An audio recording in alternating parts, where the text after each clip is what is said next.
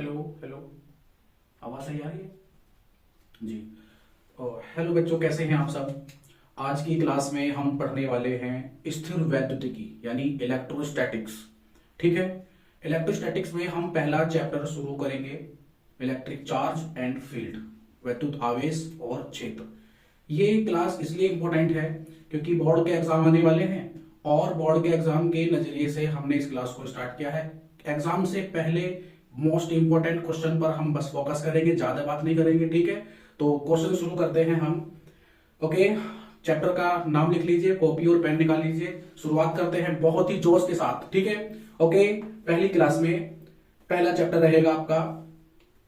शुरू करते हैं, इलेक्ट्रिक चार्ज एंड फील्ड जी। इलेक्ट्रोस्टैटिक्स। इलेक्ट्रोस्टैटिक्स जिसको हम कहते हैं स्थिर वैद्युतिकी। ठीक है। स्थिर वैद्युतिकी में जो इंपॉर्टेंट टॉपिक आता है पहले, वो आता है कूलॉम का नियम, Coulomb's law. Coulomb's law basically क्या है? ठीक है, दो चार्ज के बीच कितनी इंटरेक्शन फोर्स होती है, उनके बीच कितना इलेक्ट्रिक फोर्स लगता है, उस बारे में हम बात करेंगे। इलेक्ट्रिक फोर्स एक्चुअल में क्या है, इलेक्ट्रिक फोर्स किन बातों पर डिपेंड करता है, इलेक्ट्रिक फोर्स किन फैक्टर्स पर डिपेंड करता है, इन बारे में हम जानेंगे। ठीक है।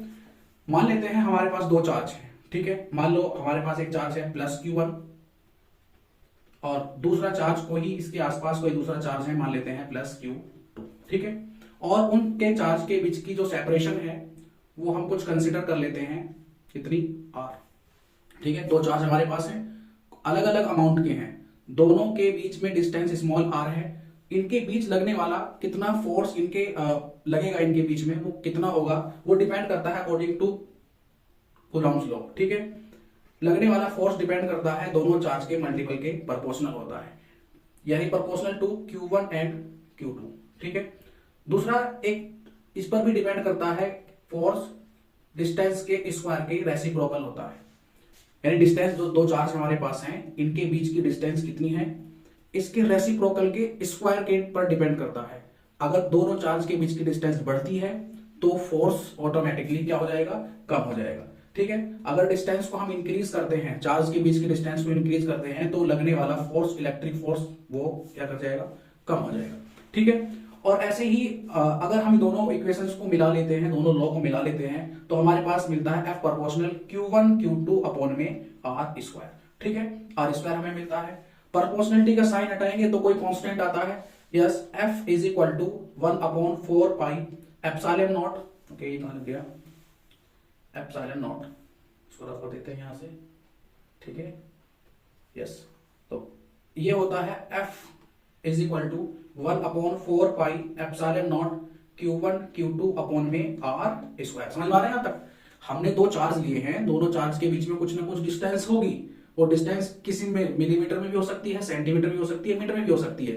ठीक है, और कुछ ना कुछ अमाउंट होगा चार्ज का, कुछ ना कुछ डिस्टेंस पर होंगे, तो उनके बीच में कितना इलेक्ट्रिक फोर्स लगता है वो डिपेंड करता है उनके मल्टीपल पर, उनके प्रोडक्ट पर। प्रोडक्ट जितना ज्यादा होगा, प्रोडक्ट जितना ज्यादा होगा, उनके बीच लगने वाला फोर्स ही कितना ज्यादा होगा। जाहिर सी बात है, जब दो नंबरों का मल्टीप्लाई हम करते हैं और अगर नंबर बढ़ाते जाते हैं तो उनका मल्टीपल भी ज्यादा होता जाएगा, मल्टीपल ही बढ़ता जाएगा, मल्टीपल बढ़ने की वजह से फोर्स भी इंक्रीज करेगा। ठीक है, तो F इज इक्वल टू आता है 1/4 pi epsilon not. 1/4 pi epsilon not के बारे में अगर हम बात करें, ठीक है, ये क्या है, 1/4 पाई एप्सिलॉन नॉट, ये कांस्टेंट है, इसकी वैल्यू होती है 9 × 10 की पावर 9। याद रखने के लिए न्यूमेरिकल जब करेंगे हम तो इस बारे में बात करेंगे। ठीक है, 1/4 pi epsilon naught is equal to 9 × 10 की पावर 9, जिसको हम K भी कह सकते हैं। क्या कह सकते हैं? K, इसको हम K भी कह सकते हैं। नाउ रिड्यूस होकर क्या आ जाएगा, F is equal to small k Q1 Q2 upon में R स्क्वायर। ठीक है, ये हो गया इसका मैग्नीट्यूड, जो फोर्स लग रहा है दोनों चार्ज के बीच में। यहां तक बात समझ में आती है? ठीक, अब यहां पर आपको कंफ्यूजन होगा कि ये एप्सिलॉन नॉट क्या है, जिसको हम कहते हैं परमिटिविटी ऑफ फ्री स्पेस, यानी निर्वात की वैद्युतशीलता, जो प्रमोट करती है इलेक्ट्रिक चार्ज को मीडियम के अंदर, क्योंकि ये फोर्स मीडियम डिपेंडेंट होता है। अगर आप मीडियम चेंज कर देंगे तो फोर्स जितना होगा वो चेंज हो जाएगा। ठीक है, ओके, यहां पर आपने देखा कि दोनों चार्ज हमारे पास है, ये वाले चार्ज, इन चार्ज के बीच में कितना फोर्स लग रहा है, इन चार्ज के बीच में फोर्स लग रहा है F is equal to k Q1 Q2 upon में आर स्क्वायर। ये फोर्स इन दोनों चार्ज के बीच में लग रहा है, ठीक है। एक्चुअल में इलेक्ट्रिक फोर्स होल्ड करता है न्यूटन्स थर्ड लॉ, कौन सा, एक्शन रिएक्शन लॉ। एक चार्ज मान लो Q1 जितना भी चार्ज इस Q2 पर लगाएगा, ठीक है, दोनों चार्ज कैसे हैं, दोनों चार्ज पॉजिटिव हैं, दोनों चार्ज कैसे हैं, पॉजिटिव हैं। तो पॉजिटिव चार्ज की प्रॉपर्टी भी है कि पॉजिटिव चार्ज, दोनों पॉजिटिव चार्ज आपस में एक दूसरे पर कैसा फोर्स लगाते हैं, रिपल्सन फोर्स लगाते हैं, ठीक है। तो ये एक एक्शन रिएक्शन लॉ को भी फॉलो करता है, ठीक है। Q1 Q2 पर कितना चार्ज लगाएगा, F is equal to k Q1 Q2 by R square. Magnitude same होगा, Q1 Q2 आपस में एक दूसरे पर इक्वल फोर्स लगाएंगे, ठीक है। मैग्नीट्यूड इक्वल रहेगा बट डायरेक्शन दोनों की अपोजिट रहेगी क्योंकि रिपल्सन फोर्स है। Q1 Q2 पर कितना फोर्स लगा रहा है, F is equal to k Q1 Q2 by R square. इतना ही चार्ज Q2 भी Q1 पर लगाएगा, कितना, F is equal to k Q1 Q2 upon में आर स्क्वायर। मैग्नीट्यूड सेम रहेगा बट डायरेक्शन एक दूसरे के अपोजिट रहेगी, इसलिए क्योंकि रिपल्सन फोर्स है, ठीक है।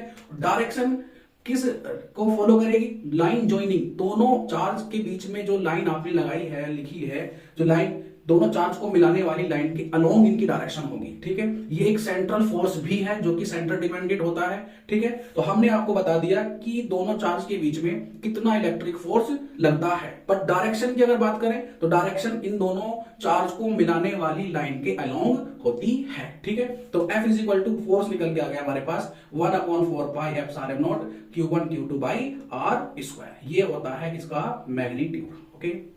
ये आपको मैंने फॉर्मूला दे दिया, ठीक। अभी हम बात करेंगे एप्सिलॉन नॉट के बारे में। एप्सिलॉन नॉट की डायमेंशन भी पेपर में आ जाती है, ठीक है।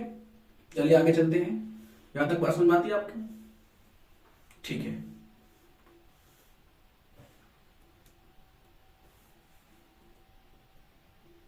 जी, अब नेक्स्ट क्लास में हम बात करने वाले हैं नेक्स्ट टॉपिक को लेकर के, एप्सिलॉन नॉट क्या है। एप्सिलॉन नॉट प्रमोट करता है इलेक्ट्रिक चार्ज फील्ड को, किसके अंदर, इलेक्ट्रिक फील्ड एक प्रॉपर्टी आएगी अभी, इलेक्ट्रिक फोर्स को प्रमोट करता है दोनों चार्ज के बीच में जब मीडियम से क्रॉस होता है, जब मीडियम चेंज करते हैं। मान लो अभी हमारे पास दो चार्ज फिर से हैं, अब की बार दो चार्ज फिर से ले लेते हैं हम, और ये चार्ज पॉइंट चार्ज है, ध्यान रखिए कैसे चार्ज है, ये दोनों पॉइंट चार्ज है, ओके, पॉइंट चार्ज है। इनके बीच की डिस्टेंस अब की बार आर ले लेते हैं फिर से। दोनों चार्ज का अमाउंट हमारे पास है, दोनों चार्ज हमारे पास, दोनों पॉजिटिव चार्ज है, दोनों नेगेटिव भी ले सकते हैं। देखो डायरेक्शन का मैटर होगा बट जो मैग्नीट्यूड होगा फोर्स का वो कैसा रहेगा, सेम रहने वाला है, ओके। तो आगे बढ़ते हैं हम। अब की बार फोर्स का जो चार्ज रखे हुए हैं, अब की बार उनका मीडियम चेंज कर देते हैं, ठीक है। पिछली बार हमने एयर में काम किया था, एयर में फोर्स देखी थी कि एयर कितनी है, लेकिन अब की बार हम बात करने वाले हैं कि इनके बीच में मीडियम को हम चेंज कर लेते हैं, ठीक है। बात समझ आ रही है, ओके। तो अब की बार कोई मीडियम हम ले लेते हैं, ओके, जो कि कोई डाइलेक्ट्रिक मीडियम है, ठीक। F proportional Q1 Q2 follow करेगा, Q1 Q2 और F प्रोपोर्शनल 1/r स्क्वायर, ठीक। अब की बार होगा कि एनी मीडियम ना एयर भी नहीं है और वैक्यूम ये भी नहीं है, अब की बार एयर और वैक्यूम नहीं है, कोई दूसरा मीडियम हो सकता है, कुछ भी हो सकता है, ठीक है।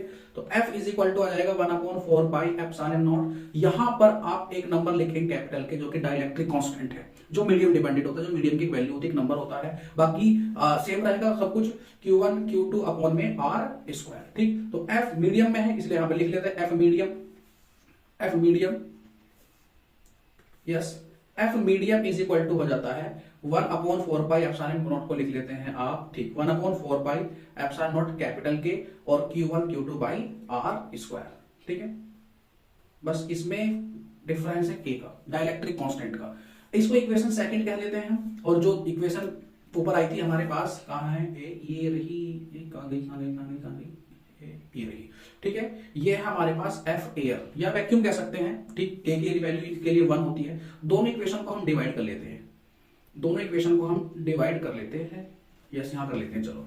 तो F A अपॉन में आ जाएगा आपके पास FM means electric force in any medium, values रखते हैं तो 1/4 pi epsilon naught Q1 Q2 upon में आ जाएगा आर स्क्वायर, अपॉन में आ जाएगा 1/4 पाई एप्सिलॉन नॉट कैपिटल के Q1 Q2 अपॉन में आ जाएगा R square. Yes, same value को हम कैंसिल कर देंगे, ये कैंसिल हो गया और ये भी कैंसिल हो गया। तो F A अपॉन में F medium is equal to आ जाएगा 1/1 के, जो कि सोल्व होकर आ जाएगा के, यानी F A अपॉन में आ जाएगा F M is equal to k, ठीक है।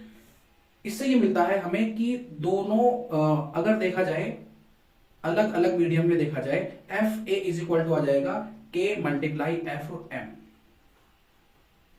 एक रिजल्ट ये मिलता है हमें कि अगर एयर को और वैक्यूम को छोड़ करके अगर कोई भी मीडियम हमारे पास है तो उसमें जाने पर, मीडियम चेंज करने पर इलेक्ट्रिक फोर्स कम होती है। ठीक है, एफ एयर इक्वल है के मल्टीप्लाई एफ एम, यानी एफ एम मीन्स मीडियम में इलेक्ट्रिक फोर्स में अगर आप डाइलेक्ट्रिक कांस्टेंट वैल्यू की मल्टीप्लाई करते हैं तब जाकर के क्या आता है, एफ एयर आता है।